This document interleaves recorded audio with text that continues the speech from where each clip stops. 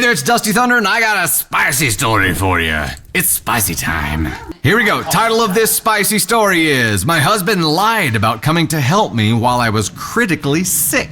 I, 28 female, have been married to my husband, 32 male, for 3 years. We have a 1-year-old daughter together. Up until recently, I thought I could count on him when I truly needed him, but last week, he proved me completely wrong. I had been feeling off for a couple of days, fatigued, nauseous, just generally unwell. Then one morning I woke up with a fever, chills, and a deep sense that something was really wrong. I was so weak I could barely get out of bed. Taking care of our daughter felt impossible. I called my husband at work and told him I needed him to come home. He promised he would. An hour passed. Then 2. He kept texting me saying he was just finishing something up and would leave soon. Then he claimed he was stuck in traffic. Then he said he was on his way but had to stop for gas. At this point, my fever was getting worse, and I was struggling to even sit up without feeling dizzy. I told him it was urgent. He reassured me he was almost there. But something felt off, so I texted one of his coworkers, someone I knew he was close with. The response I got sent a chill down my spine. He hasn't left yet. He's still here. Oh no. Why, dude? Why? I was furious and terrified. I immediately called my neighbor, a kind older. She came over right away and helped me get dressed and drove me to the hospital. Turns out I had severe asymptomatic urinary tract infection that had turned into a serious kidney infection. My heart rate was dangerously high, and the doctors told me that if I had waited much longer, I would have gone into septic shock. 2 hours later, while I was lying in that hospital bed, shaking from fever and hooked up to an IV, my husband finally decided to show up. I didn't even want to look at him. He tried to explain, saying he didn't realize it was that bad and that he was just trying to wrap things up at work, but I can't get over the fact that he lied to me over and over while I was at home struggling to stay conscious. If my neighbor hadn't been there, I don't know what would have happened to me. I feel so betrayed. If he could ignore me in a life-threatening situation, what does that say about our marriage, about our future, about our daughter's safety if something ever happens again? I don't know what to do. Would you be able to trust your partner after something like this? You found an update? What serendipitous timing you have. Okay, we'll talk for a second while Tony Spark is throwing the update over here to the doc. No. Okay, so no. I mean, trust is earned, right? And a tremendous amount of trust was lost here. Like 100% of it. If you're gonna lie when I'm telling you this is a serious emergent situation, number 1, you. Number 2, how am I supposed to believe anything that you say?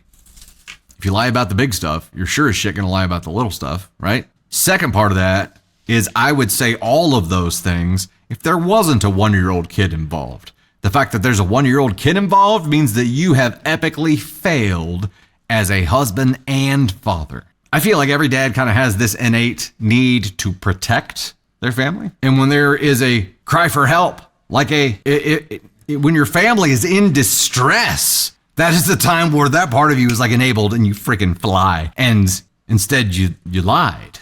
Hadn't even left yet. Not just hadn't left, not just weren't in a hurry, but were lying about it just to try to shut her up. Right now, this is black hole level assholery for me. This is just unforgivable.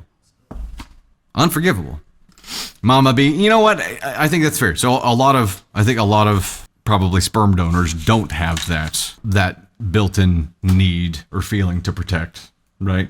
I'm sure there are plenty out there that don't have it, but boy, and maybe he just doesn't. It's not an excuse. It's just it's a disappointment. Here's the update. I'm feeling better and finally back home after a few days in the hospital. My parents came to pick up my daughter and took care of her while I was away. They live 4 hours away, so I hadn't asked for their help earlier. I didn't really get an apology from him, just a bunch of excuses. Are you shitting me? He said he didn't think that it was that serious and I should have just gone to the neighbor if it really was that bad.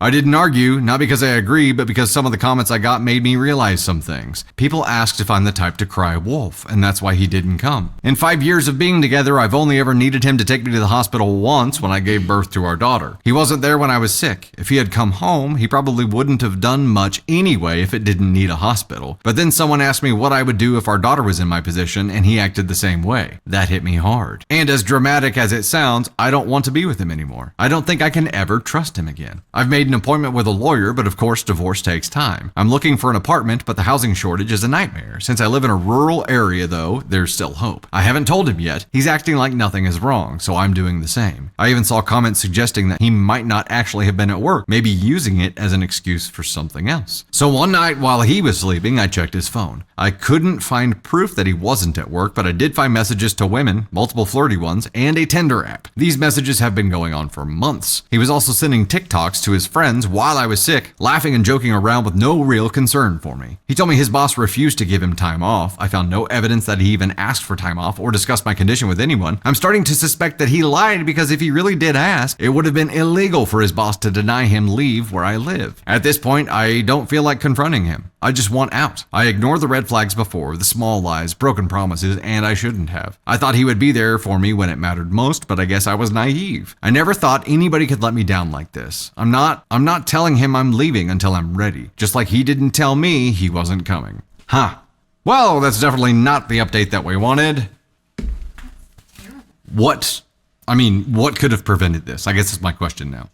Well, for starters, he would have had to deliver an actual apology instead of just making more excuses.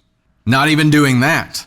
After you're farting around and lying about being on the way home and you find out that your wife is in the hospital. Oh, and guess what? Your 1-year-old is with her because she has to be with her because you're not there. Wouldn't you be like, I'm so sorry. I am an idiot. Like I don't know why I thought that, but I thought that and I am an idiot, and there would be groveling and there would be proof to the contrary of behavior, right? There would be proof that he was going to try. There would be proof that he would never do anything like this again. And instead, he just continued his previous behavior of making excuses. Shit, he even made excuses while he was lying. He's like, oh, traffic is terrible. I had to get gas.